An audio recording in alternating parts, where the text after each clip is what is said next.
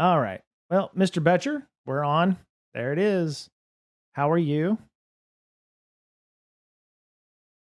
Oh, wait, 1 second. My bad. Okay. So, Real Tech Audio. There you go.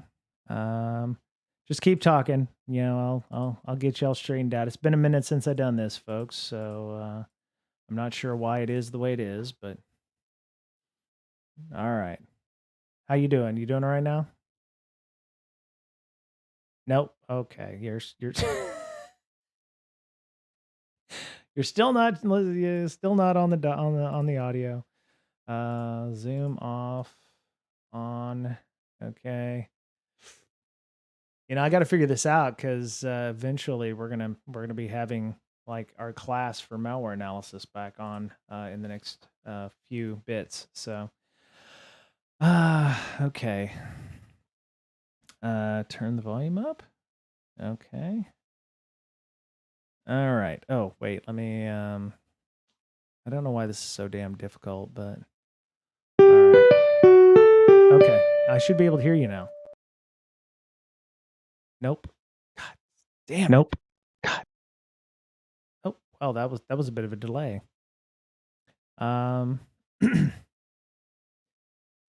Just talk about your day. How you tried to rear end somebody on the interstate or something like that. Yeah, there you go. Just keep talking, my dude. You're doing okay. Okay. How about now? Yes. Oh, Did you have?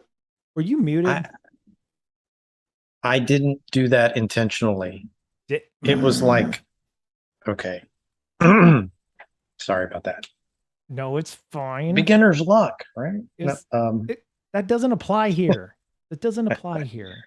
Okay, so that doesn't apply here either.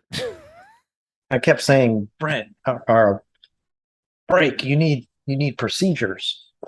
You need to write this down and paste it there and just do the step by step. I have it written down somewhere.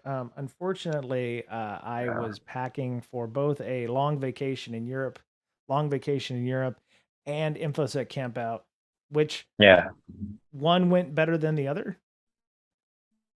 I got COVID in Europe, but InfoSec camp out went well. Europe was good.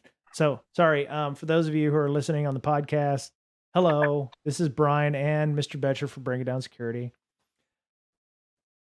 Miss Berlin will not be here potentially today because I just saw her post on Facebook that she's out on a date. Because we all go on dates when we're younger and cool and not married for long periods of time. So but so how are you, Mr. Betcher? It's been a month. Oh, you still go on dates, right? Birthdays, anniversaries, Valentine's. Yeah. No, not really. Old married dude.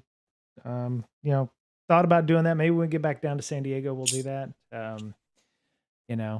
It's something we definitely want to continue, maybe get back into where we're, going to the McDonald's and, hooking that up. The thrill is gone, huh? Yeah.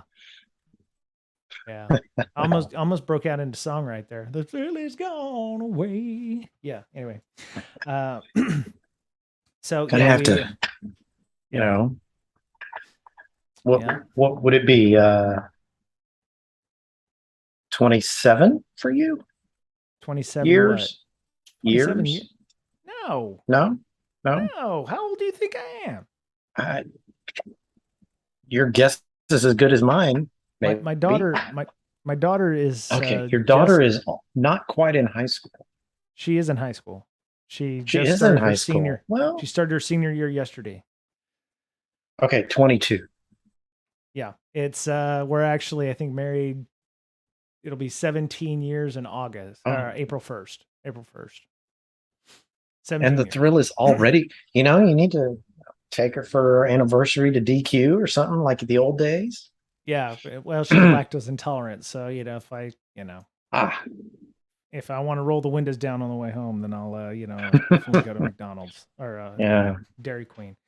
But yeah, it's we'll get back into that stride once we get down to San Diego. There's a lot of places that we go to when we're down there. So, and then once we get to a certain age, we'll be straining each other's peas and grinding up prunes for one another. So that'll be nice. It'll be nice. Tell you what. Yeah. Yeah. Yeah.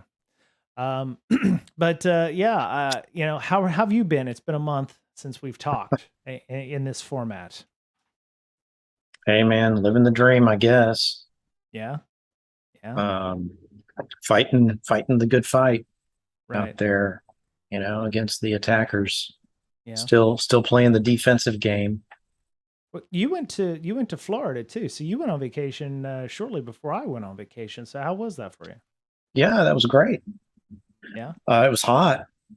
Wasn't Yeah. the ideal time of year. It was like the Florida winter, right? So everybody goes inside during the summer, and that's kind of their winter because Right. air conditioning, and then in the winter everybody goes outside like it's summer.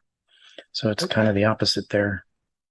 You got the you got lucky because it's been a fairly quiet tropical season there, so you dodged that bullet. Yeah. So, yeah. So we're on our Twitch stream right now for those of you who are listening to the audio podcast, and I'd like to thank Cyber1 for following and Gunner who followed us late yesterday. So thank you for the follows there, and of course Digital Warhead, who I met in Mead Space for InfoSec Campout, and he actually spoke at our conference. Mike spoke at our conference on P25 radios, which I thought was very cool. We are So I have mentioned earlier, as you heard on the podcast, I'll be moving to San Diego. So after InfoSec Campout, it was like, oh yeah, y'all need to keep doing this, and I'm like, I want to, but I'll be supporting a conference that's in Seattle while I live in San Diego. So I'm like, I'm going to need people who are more than willing to volunteer up here in the Seattle area to make that happen. So everyone seemed like on board with that, and they're like, yeah, well, we can do this. Yeah. So in 6 months we'll see, because we'll You can advise and consent. You mean consult? Consult.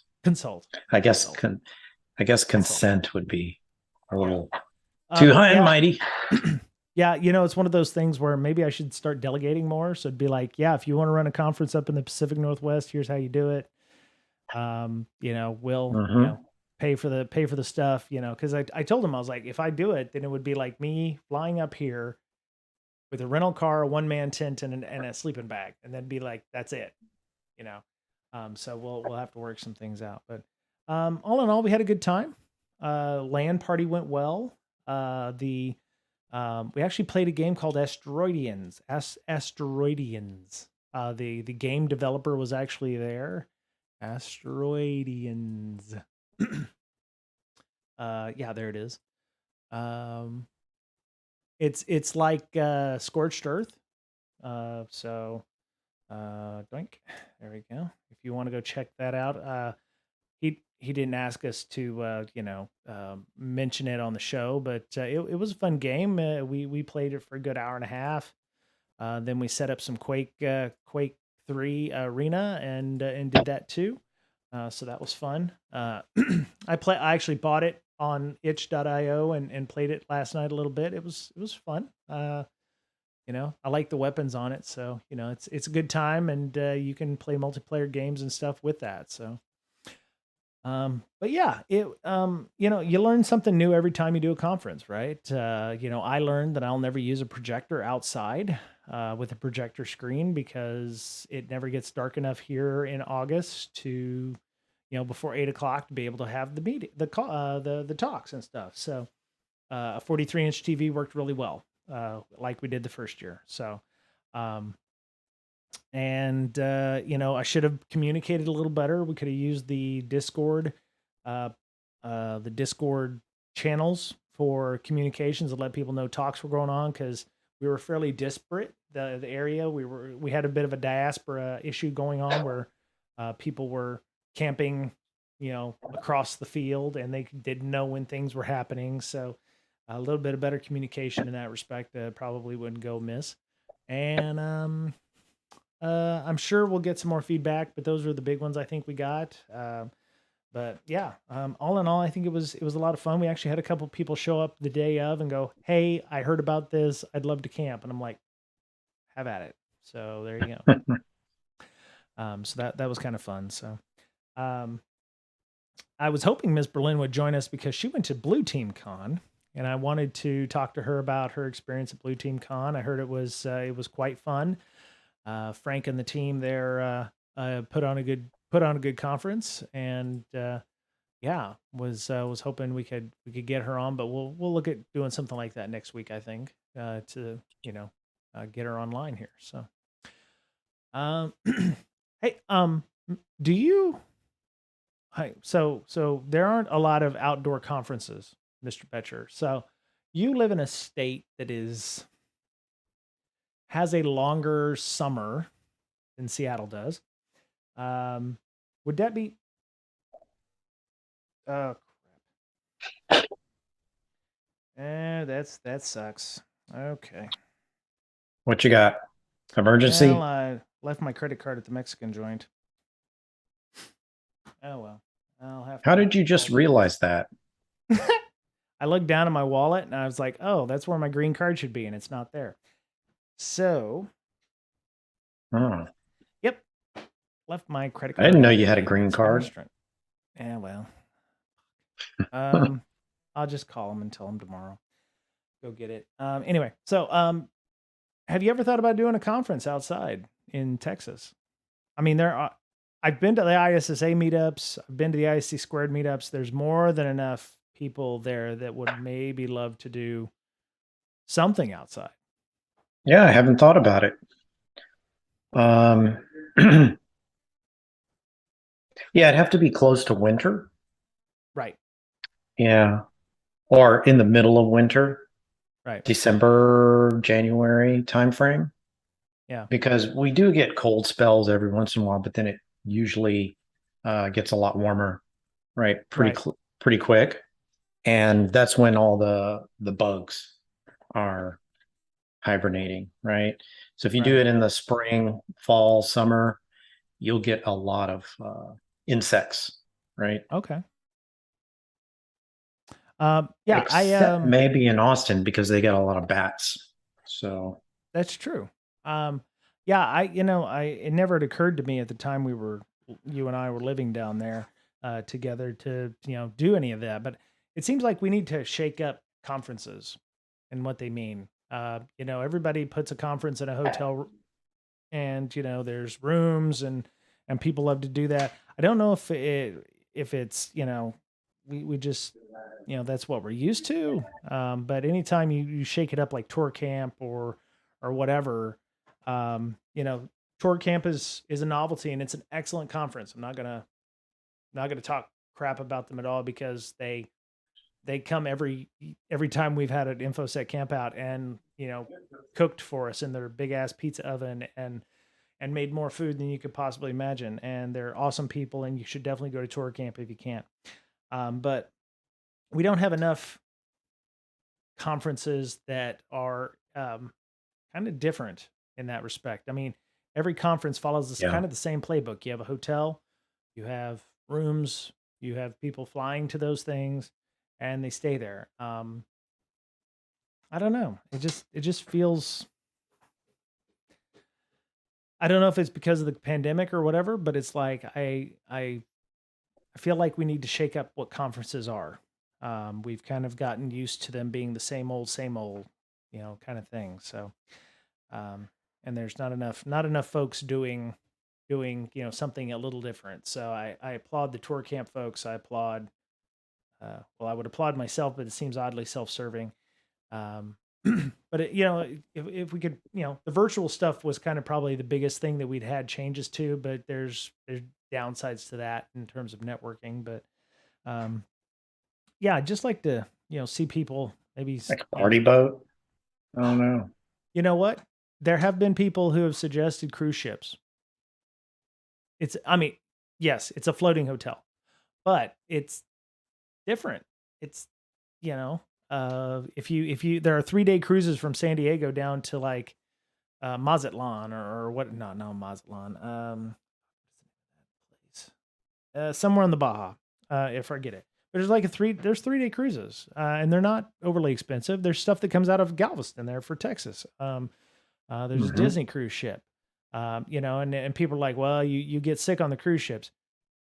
Con crud in hotels are a thing, right? So I'm not exactly sure what would be the difference between if you're worried about getting sick on a cruise ship versus a hotel, there's like not much difference, I think, in many cases. So, um, but Yeah. I, I would love to maybe explore that option, maybe in San Diego. Um, if I can't do the camping thing in San Diego, there's plenty of campsites there, except it's a bit roughing it. If I could be honest, the campsites there are not as nice as the ones up here in Carnation, from what I've seen on the pictures. You actually have to camp, and there's no power or water, so it's like, you know. But Glamping. I'm a glamper. I am very much a glamper. Yeah. Yeah. Yeah. They So so what the reminded me of the like a party boat was when I was near your part of the country, right we went on a uh what do you call the boats where you put your car on? ferry Ferry. We went ferry. on a ferry to go to Okay. the island. Right. All right. Did you go to like And Bainbridge or what? it Did you go was to? giant. Yeah. And it's like people must have stayed on there for days, like maybe to go to Alaska or something. It was enormous It, boat. yeah. Yeah. They have the car ferries here, but usually it's to take you across the sound to go to Bainbridge Island or Yeah, there's other ones that. these were more long term. I'm talking Hmm, a long time. okay, So because they have the Blackball ferry, which leaves Port Angeles to go over to Victoria, British Columbia. Um, hmm. Oh, you know what? I think I know the ones you're talking about. There are ones that you can take that go up into Alaska, but I've never seen those. We had a friend of ours go from Fairbanks down. They had to, it was during the pandemic, and he was retiring from being an air traffic controller in Fairbanks, and they wanted to move to Oklahoma, and the government of Canada gave them 48 hours to go from Fairbanks, Alaska, down to Spokane, basically, which means they had to haul ass, just book it yeah. because there's no direct area, there's no, and they were driving. So um but I was looking at options for them, and there are ferries that go up into some of these fjords and things. That might be what you're talking about, but yeah. Well, look at WashingtonFerries.com and there's a picture of one. It's pretty big. Yeah,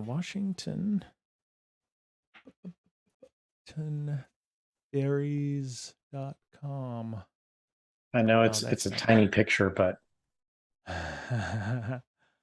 WashingtonFerries.com. There it is. Book ferry travel. Oh, yeah, yeah, that's see the that's one picture? of the yeah, that's one of the normal ferries that go like across.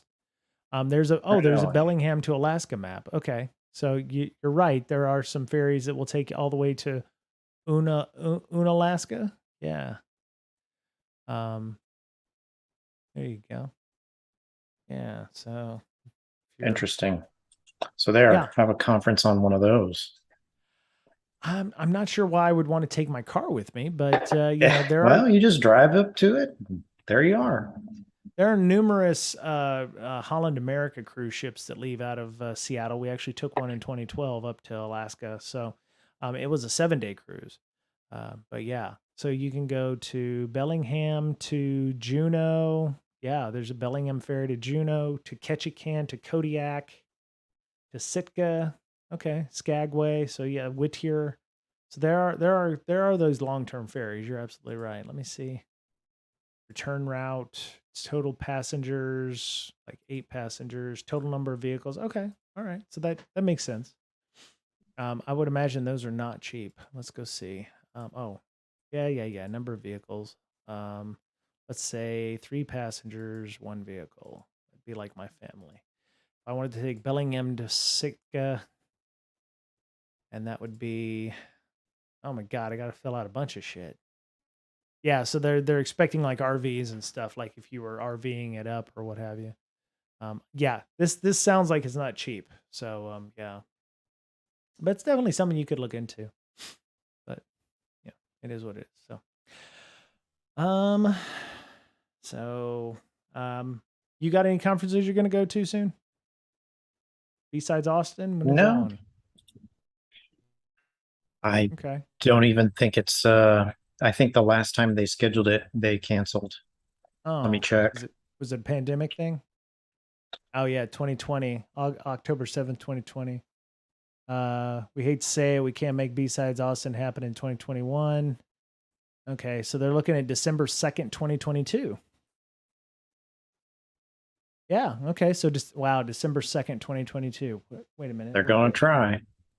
Oh, that's the same weekend as HushCon up here in Seattle. Mm. B-Sides Austin and HushCon. So, yeah, so that's pretty There's cool. Matt Pardo. Oh, very good. Good for him. Kick it up again. All right. So yeah, B-Sides Austin, it's always a good time. Uh, yeah.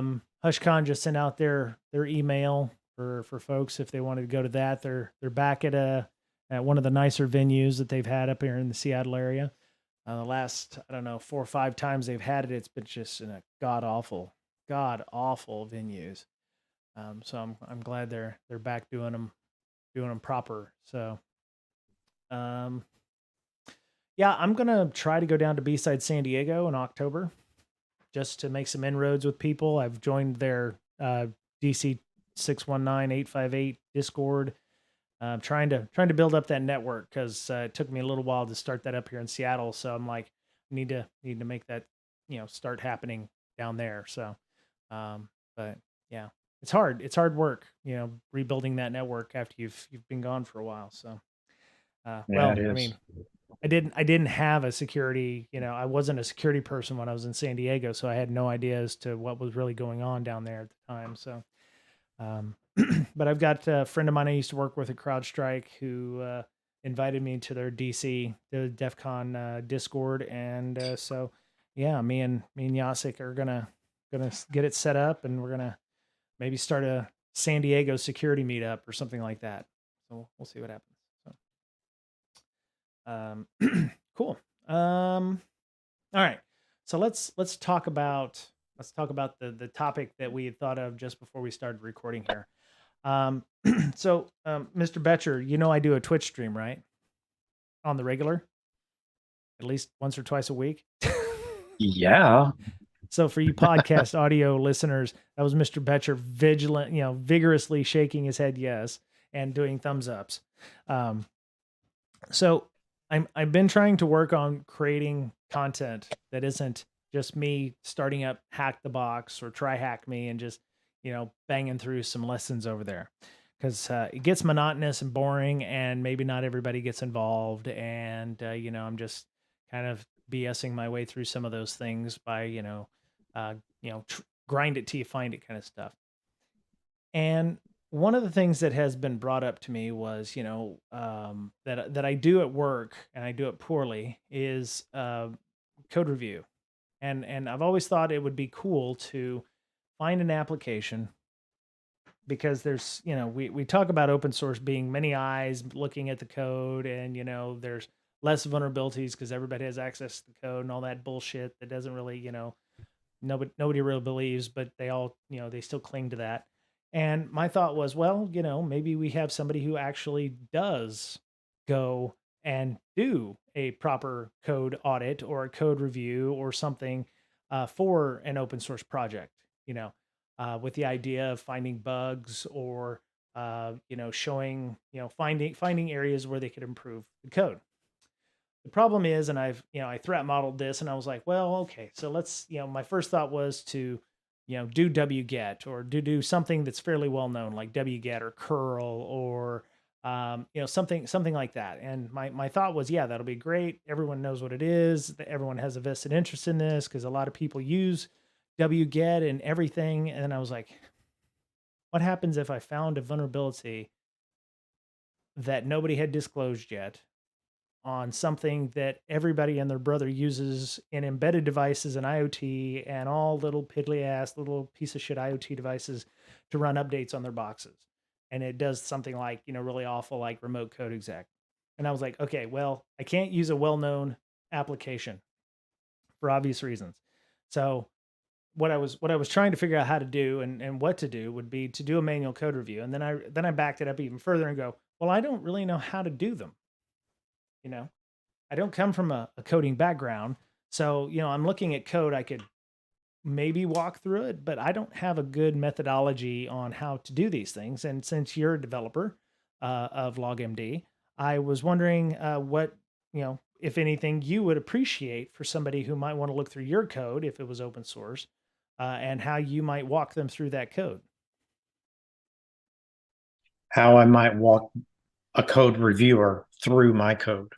Yeah, I mean, Well, most, the place that I work at right now, a manual code review, and I'm using quotey fingers right there, is, set up the IDE, run these tools, and then, it's not really what I would consider manual. My idea of manual is you're looking at the code and you're like, oh, they've initialized this variable. Oh, they didn't initialize this variable. Oh, this would return to, null instead of zero, or, they're not following best practices. So what I'm trying to figure out is the best way to do a manual code review on an application. If there's any methodologies or any way that you would appreciate from a developer's point of view, how I would be done. well, I was thinking as you were talking on the other half of my brain, like, wouldn't it be cool if AI could do the code review for you? But anyway, that's in another 5 years or whatnot, whenever that comes out. But um, I would say I would have to do some prep work on my code. I would have to document the functions, right? What does Right. this function do? What are the inputs? What are the outputs? Things like that, and have in the comments a description of that. If you've ever read Java docs, that's almost a requirement. If you're going to get good documentation in Java, all the classes that you build are going to have or should have good documentation in the right format. And then Java docs will spit out or look through that code, spit out all the comments, and you should get really good documentation just from what you've written in the code, right? In the comments. But yeah, that's first and foremost, is to do really good at documentation in the code Okay. itself. All So then when you present it to the code reviewer, they'll ask you, okay, so what does this class do? Right. And so you'll have to describe what it does, and they'll look through it, and there'll be a series of methods within that class. Right. And then you'll have to describe what that method does and why it's there. Potentially the inputs and outputs, right? Right. What goes into this method? What does the method do to those inputs?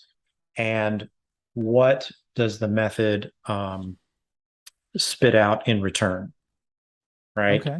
And it's obvious to read, oh, it takes an integer and it spits out a string, right? But you have to describe what it gives you. And then the code reviewer can say, okay, well, you're expecting a number between 1 and 10, but you don't check for that, right? Those are Right. some easy wins there for the code reviewer to say, well, you need to check, you need to validate the input, right, on this function. Okay. It doesn't matter if you know, because you've written the code that calls it, that it always calls it with that in mind. No, first of all, you've got to document, I'm expecting a number between 1 and 10. And that'll Right. show up in the development environment. Anybody trying to call that will see when they type that out, they'll see the comment that says a number between 1 and 10. It'll show Right. them, right? And Right. then for the return value, it'll be a string that represents blah, blah, blah. So Okay. inputs and outputs, big thing. That way you prevent fuzzing, right? Okay. I Okay. All right. So shouldn't I use a word actually like prevent. I would say mitigate. It mitigates the fuzzing right. hack. So I'm looking at it from a not necessarily a bug perspective, but when you do Okay. security, that does take care of some bugs. Okay. Um so I have up on our screen here a nice there we go. Make it a little bigger. There's a thing to add to your code review checklist. Because I was just, I was listening and thinking at the same time, and I was like, well, somebody must have something here. And they're talking about 7 steps for code review or for better code, establishing goals. Code reviews are more than just finding errors and bugs. I'm actually now interested in wanting to do this with some application. The problem is, I think finding that application is going to be the problem. Being able to, um, you know, cover that with, you know, somebody who, one, does a developer want somebody to review the source code of their of their ugly baby, or like you Well, if they said, open source it, maybe so. well, what if they don't have documentation, like you said? What if it's, what if it's they don't, they don't have that documentation, and I'm, causing all kinds of issues. Yeah, I mean, it's always tough for a developer just to explain what they want to do because it's almost considered a waste of time in some cases. Like, Right. why do Well, I have because to I'm document causing them this? more work, and it's one of those things, right? Right. Well, I don't Um, know. You mentioned curl earlier. Let me see if I can find the code to curl. I well, know I've compiled it before. that's my worry. I can download curl and do that, but what happens if I was to find something particularly egregious in curl? One, I'm on a public stream and I uncover a no day. I don't know why I would, but weird shit happens sometimes. Um, there we go. Um, if I found a no day, then it would be like a race to, you know, put the bug out. And what happens if I find bugs? How do I file them? That kind of thing. Do I have to, download the code with Git and then make the you know make the pull request and say, hey, you've got a vulnerability here, and then upload it? I mean, what do these things look like? So I think there's a little bit of prep work on my side as well. Yours is documentation and making sure that the code's ready to be reviewed.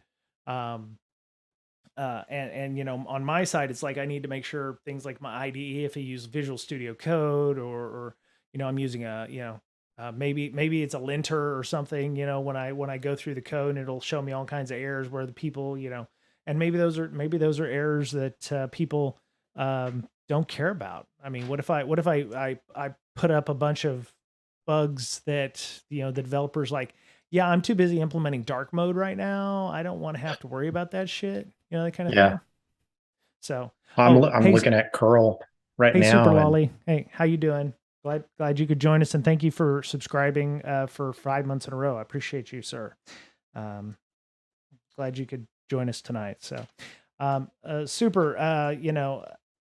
What's your thought on this? With regards to I do regular streams, and I want to do code reviews, but it's like, um, would you watch something like that? Is that even interesting? I mean, that's the other thing. It's like, would it be interesting for people to watch me, I don't know, look at freaking code all day, or for a stream? I mean, is that even something that would be interesting to folks? And maybe there's some candidates out there. It's like, hey, I've got something I use at work and I haven't had a chance to take a look at it, and it's open source, you know. So I don't know. I just want to shake it up a little bit and not have, like, always be hack the box or try hack me or whatever. We do have our malware analysis class starting up at the end of the month with Miss Tanisha again. So I mean, our Tuesdays will have a class at least for 3 or 4 weeks, but it's like I want to do something a little different than not everybody else is doing on their Twitch streams. So anywho, all right, there we go. Turn that off. to perform effective code reviews. In my previous blog post, we discussed 10 simple code review tips for effective code reviews. Okay, well, let's go back to that one. Let's go back. Oops. There we go. Okay, so I can't grab the freaking. There we go. It was the lip of the browser was like right underneath that. So basic code review checklist. Okay. Oh, for fuck's sake. There we go. All right. So highlight issues in code. Never force software developers to change the code written by them. It may hurt their ego, and they may repeat the same mistake if they don't understand the reason behind the code change recommendation. Hurt their ego? Are you kidding me? Super Lolly says, I think it will be the same for most folks. They want to know how it's done. So this will be the part that will need multiple explanations. Yeah. That makes sense. That actually makes a lot of sense. I'm wondering about the hurting their ego thing. So Mr. Betcher, if they publish your code and it's public, shouldn't they be aware that people are going to potentially look at their code and critique it? Yeah, definitely. Yeah. I mean, one of the reasons you publish it is to have other people check it, make sure that it's copacetic, right? Offer suggestions, things like that. I was looking at the code to curl, and there's some code in there that was updated yesterday. Nice. I mean, Okay. 12 hours ago, there was one. So, yeah.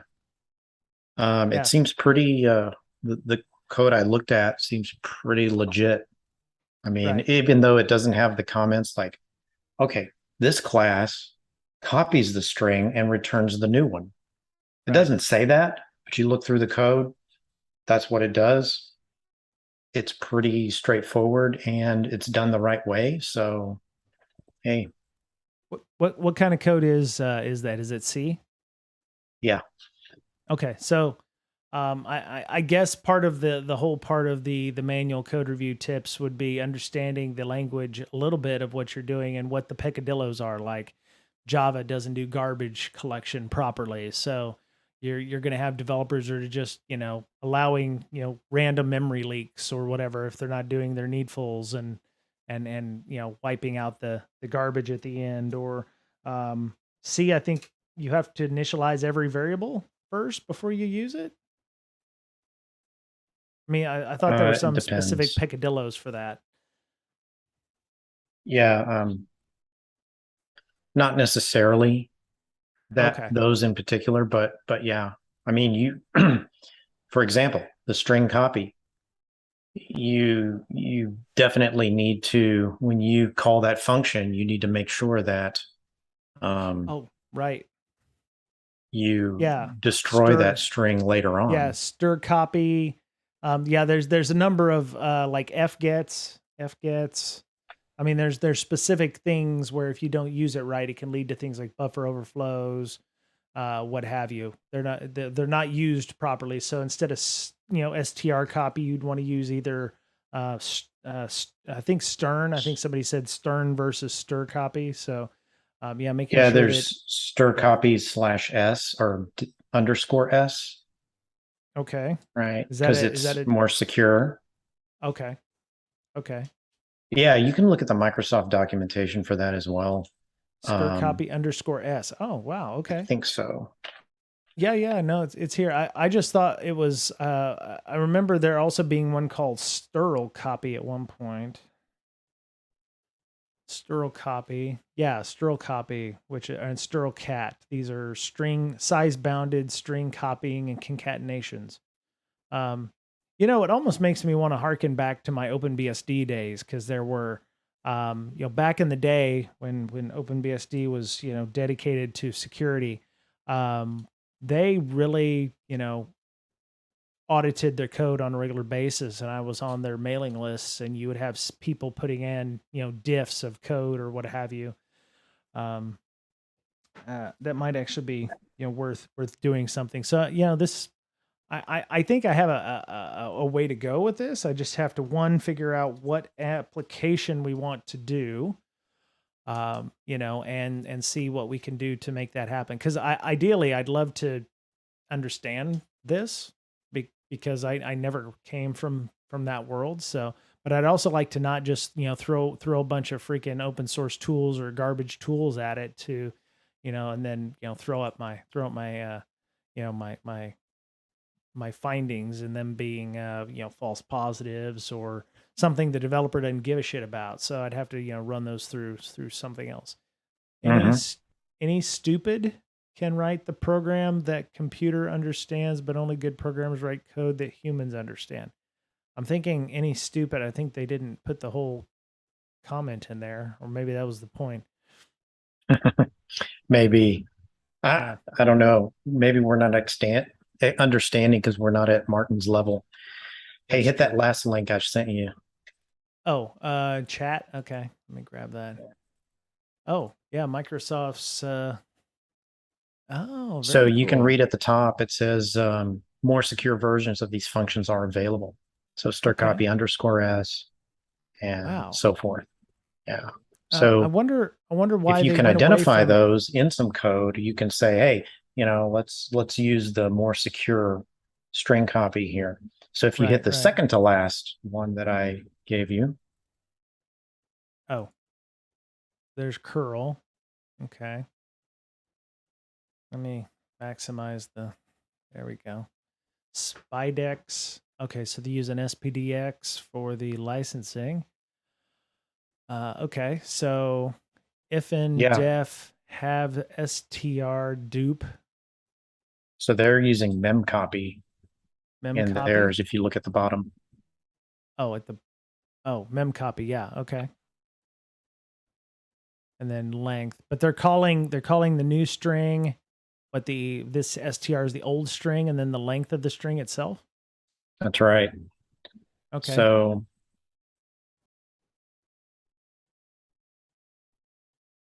yeah, so stir copy only takes in it doesn't get the length, right? So that's the problem. Right.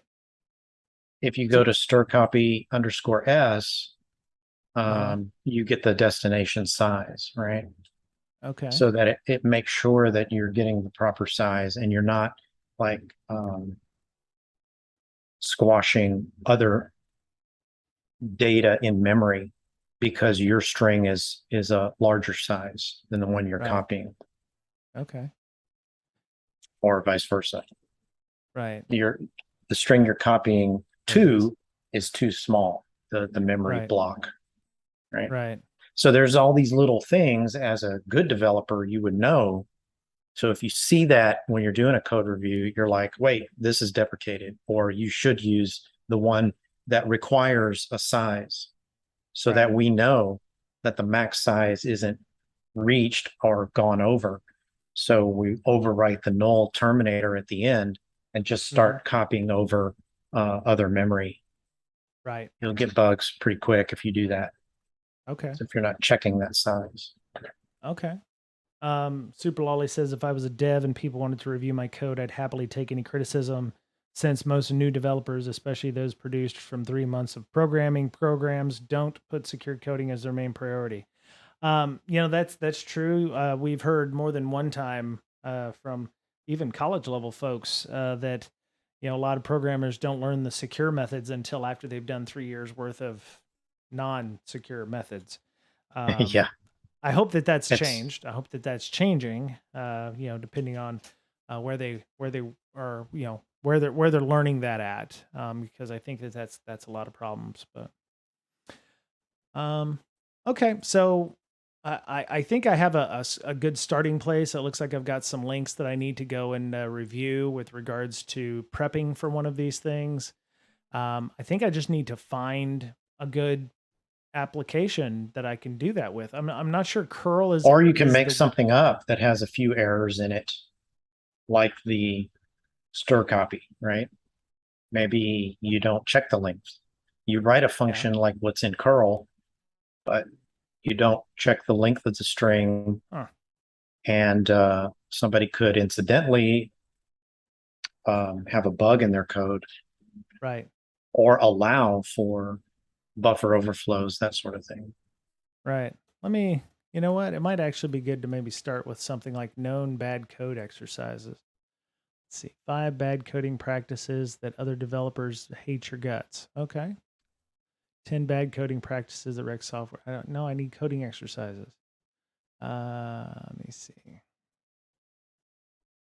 Mm, simple programming problems. Oh, that one's okay. Yeah, he's TA for an introductory CS class where they learn programming languages. Okay. Well, That these would might be actually, probably the typical things you would write a program for, maybe. right, right. Um, we've talked a little bit about code. Mr. Betcher, do you run yours through any automated code processes, or are you using they call them linters or anything like that to you know and I'm sorry to put you on the spot. If the answer is no, I do apologize for that. But if the answer is no, but do you use any automated code methods? Well, automated code, you mean like A scanner like a scanner? Fortify or Yeah. a Coverity or something like that. Yeah. So at work, every company that I have worked for has implemented um, code scanners, right? Uh huh. And so there's a number of them on the market, and Okay. they will check for secure code as well. Right. Okay. I Yeah. moved So my that's lights. your static analysis, right? Yeah. Okay. But Um, yeah, typically you would get a very experienced coder to do your code review. right.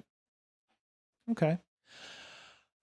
You know, where I work at right now, one of my jobs is that I'm required to go over applications to do these code reviews. The problem is they tell you how to do a manual code review is to set up the IDE, download these tools, and run this against that code. And I'm like, that's not a manual code review. That's just an automated. The only manual part is you clicking scan, and I'm like, that's not what I want to do. I actually want to care about the code that I'm editing. I actually want to be able to understand the internals and be able to modify that. I did run. I did have a couple of sessions with the lead developer walking me through these things, which I thought was probably above and beyond what the people who asked me to certify these applications was doing. But if I don't have to, take up a lead developer's time and do the audit, do the code audit myself, then I would probably be, more valuable as a technical PM or something like that at my org. So um, yeah. But anyway, So yeah, um, you're probably doing things like SAS, DAST, SCA, those kind of right. things. Yeah. Well, we have a specific process that has been created by the powers that be, and as most things, it's currently in flux. But yeah, we definitely have automated tools that we put in our CI/CD pipelines, and it's part of the process to certify the app. It's like you're going to go through automated pen test. We actually have a. Let me see. We have automated scanning, we have manual scanning, which is what I'm supposed to be doing on the specific projects that I'm working on. Then, depending on the level of the application, we have a third party come in and actually do a pen test, or what I term security assessment now, because pen test has been overused to the point where it doesn't mean much anymore. And then we're supposed to do security testing, which is I'm actually supposed to walk through the app myself and test it. And in this case, it was a web app, so I fired up me some burp, and I walked through it, and I found some annoying things, like I was able to upload a file, like a GIF file, and call it a document, or I was able to upload a text file and call it a video, and I was submitting this, and I told the developer, I was like, look, it should be looking for specific file types, and not just it says .png at the end, so it's obviously a graphics file. It's like you need to have it looking inside at the file type, not just necessarily do. And what you're doing right now is nothing, because I could upload a PNG and call it a text file. He's like, that's a fair call out. I was like, cool. Just some Yeah, they need logic to look stuff. at the bit flags, not the Right, bit right. flags. Sorry, that's different. The signature bits. I forget what they're called at the very They're like the beginning. first 8 bytes on the file that tell you like what the file is or something, I think. Yeah, Yeah. But yeah. I mean, obviously if I didn't tell him, hey, you need to make sure this is actually a video file, he'd be like, well, here's a .mkv file. It's obviously a video file. I'm like, no, you can't do that.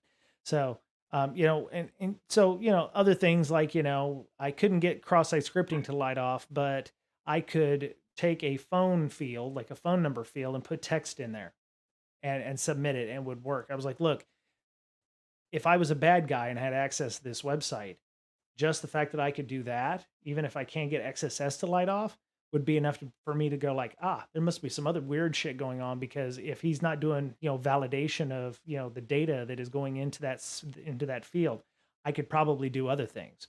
There's And I'm got to be not as something else there.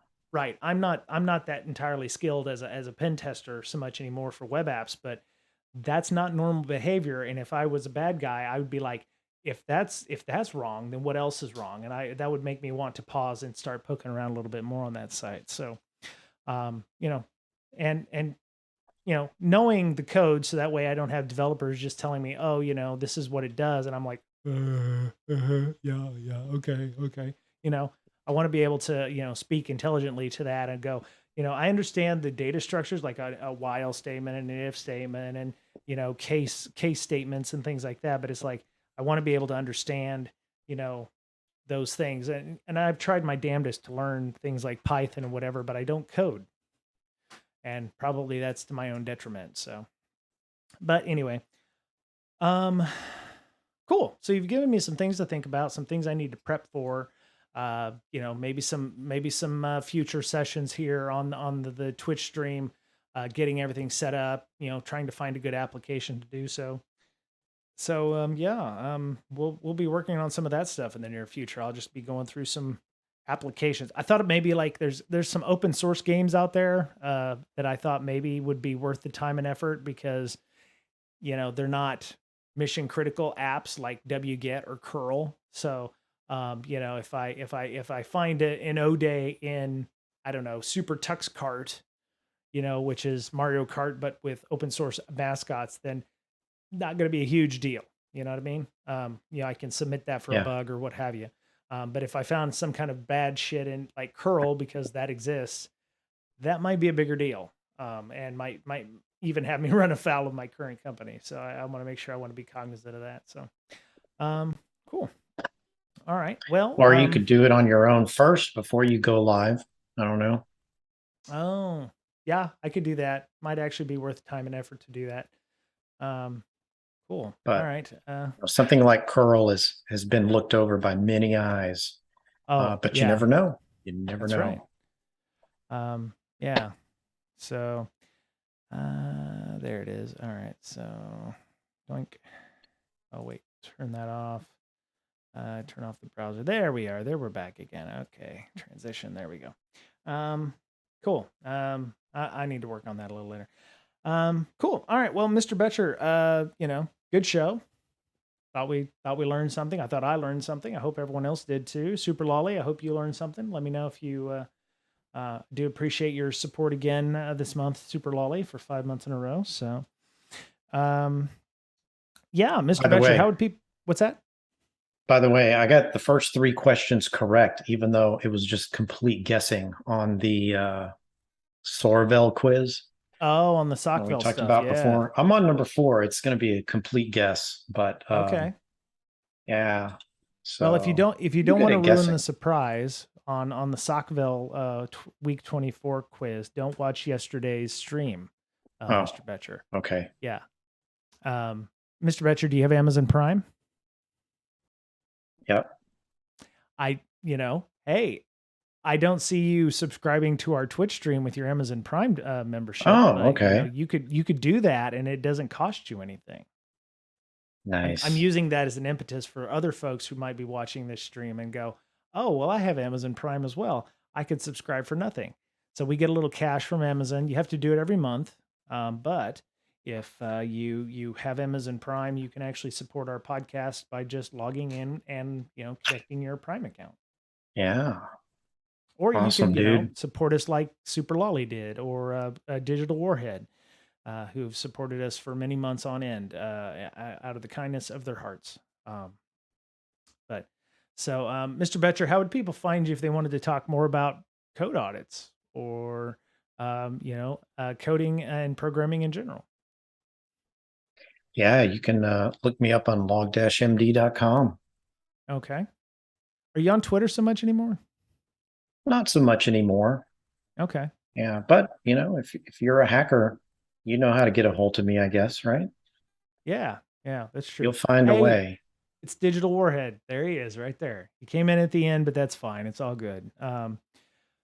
Yeah, thanks Digital for your support. I appreciate that. And